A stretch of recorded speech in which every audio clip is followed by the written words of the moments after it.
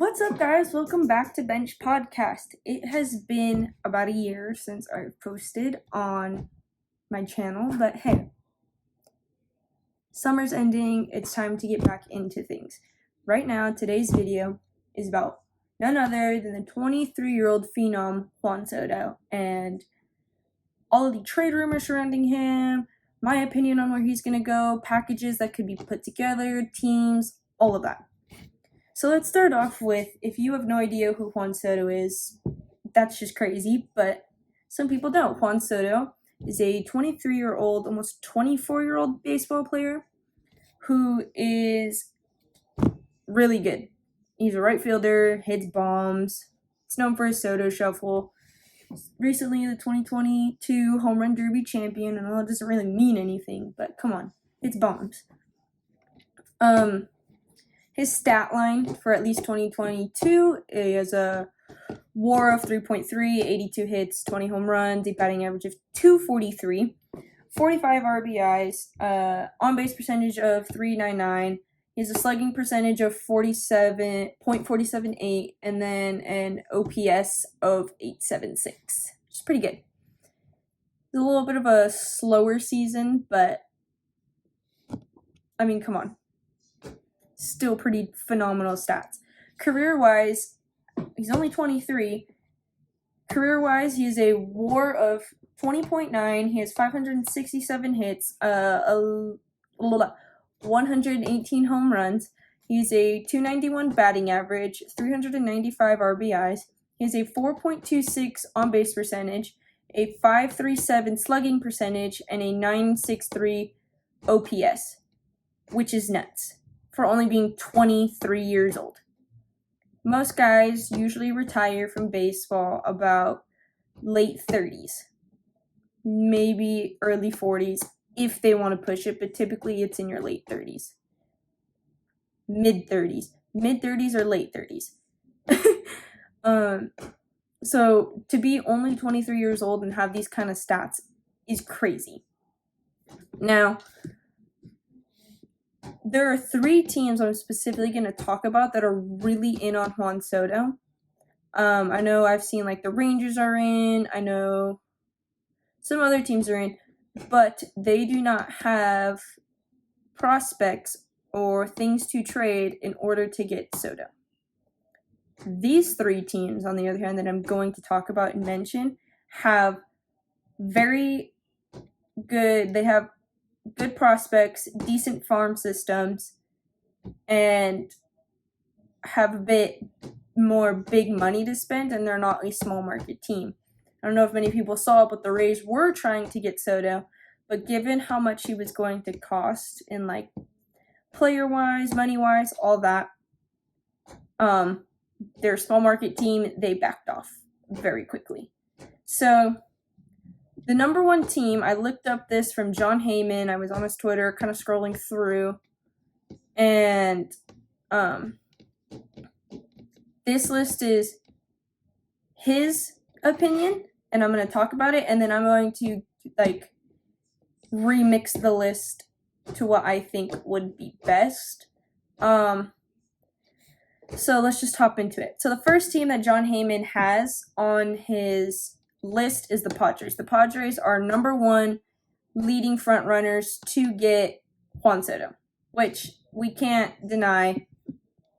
They've been trying to get some power people for a while now. I have my like little fact sheet up, so if you see my finger scrolling or whatever, that's what it is. I'm gonna give you that heads up now. Back to what I was saying. It says that the Padres were willing to discuss their prospects C.J. Abrams, Robert Hassel III, and Adrian Morejon. These are all guys who have like been on the number MLB's like top 100 prospects. I know C.J. Abrams and I forget one of the other prospects aren't really on prospect lists anymore because Abrams came up to play a bunch of games and then one of their other guys came up and played a game. I don't remember which one though. So for them, they have those three that they'd be willing to give up for Juan Soto. They're the front runners. I've seen a lot of things popping up on Twitter talking about, oh, the Padres are going to get Juan Soto. Like, They're the front runners, all of that. My only thing is typically I think Padres fans are getting flashbacks from last year. Padres are getting Scherzer, and then all of a sudden the Dodgers kind of got him and Trey Turner. So about this point, I think Buster Only was the one who reported it, and so I saw a funny tweet of like a video of basically some random people like fighting, and it was like Padres fans once Juan Soto's not on their team beating up Buster Only. I thought that was funny.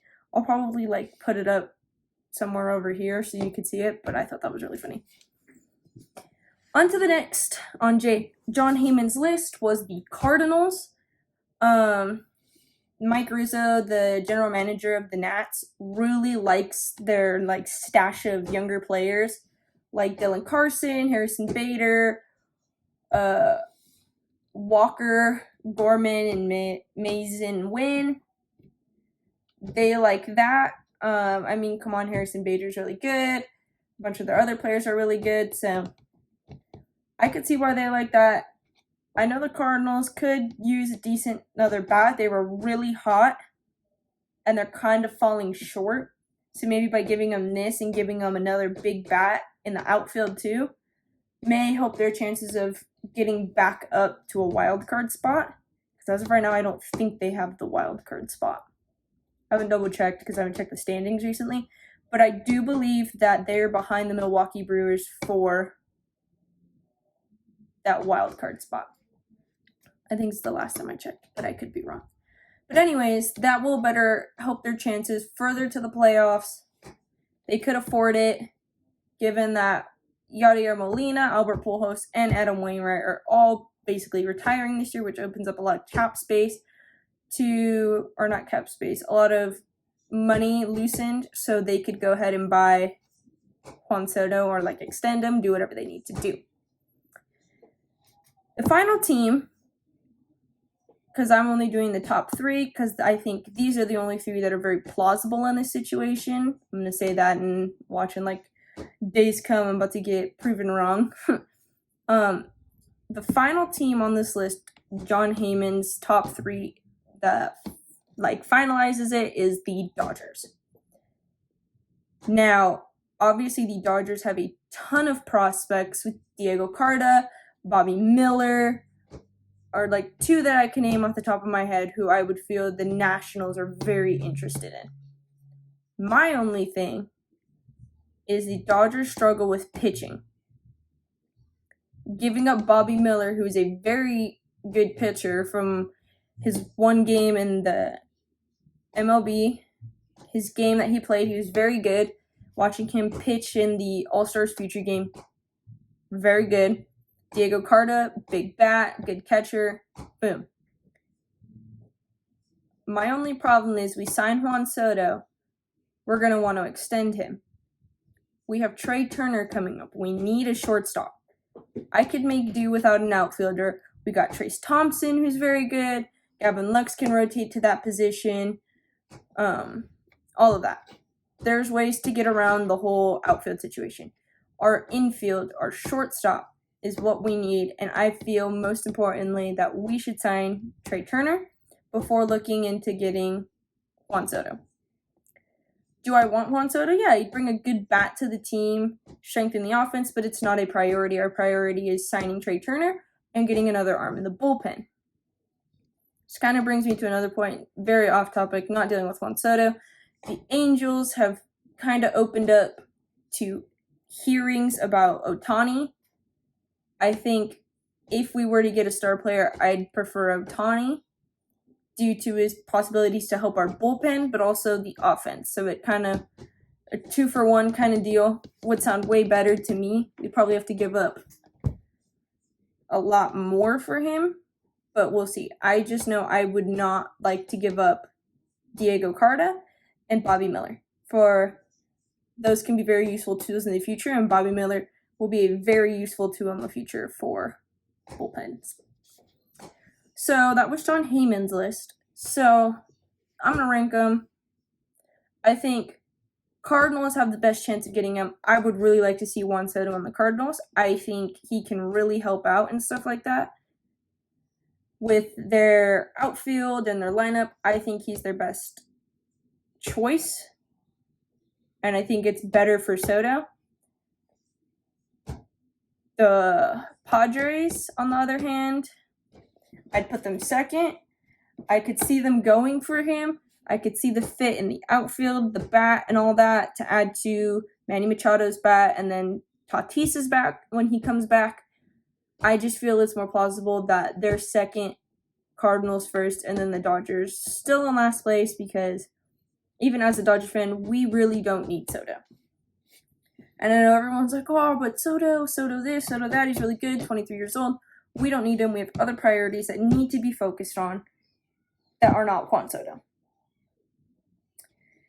So with that being said, this video is being recorded on July 30th at like 10:30 p.m.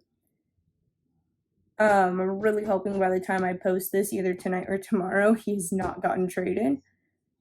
Because that would suck if he did, because then this video makes like 0 sense in that context if he is traded.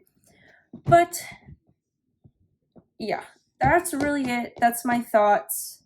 Leave comments down below what you think, where he should go, how things should play out, because people got different opinions, and I like to hear what people think, because sometimes people say teams that you're just kind of like, what the hell are you even talking about? And it's fun to listen to them. So yeah, leave your thoughts down below, and I'll catch you guys in another video.